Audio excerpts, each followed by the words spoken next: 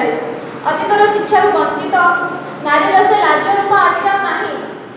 हजार हजार श्रोता सम्मुखें नारी आगे छुड़ाई निजर वक्तव्य रखिपार साहित्य ठार आरंभ कर सामाजिक राजनैतिक और वृत्तिगत कौन दिगरे देखा गले नारी आज व्यक्तित्व पारदर्शिता प्रतिपादन कर नारी सशक्तिकरण आवश्यकता सकल प्रतिबंधक सत्य आज प्रत्येक क्षेत्र में नारी पुरुषर समकक्ष हो ए प्रकार तारतम्य को प्राचीन को हटाइवा महिला सशक्तिकरण आवश्यकता रही नारी मैंने कौन गुण पुरुष कम नुहति यह प्रमाणित हो सारी राजनीति शिक्षा नृत्य क्रीड़ा आदि कर्मक्षेत्र में नारी आज पुरुषर समकक्ष प्रत्येक क्षेत्र में देखुचे नारी निजर साहसिकता और विक्रम मानसिकतार परिचय प्रतिपादन कर सारा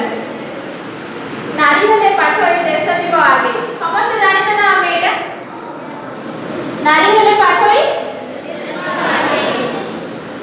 प्रत्येक क्षेत्र में पुरुष और नारी समान गुरुत्वर अधिकारी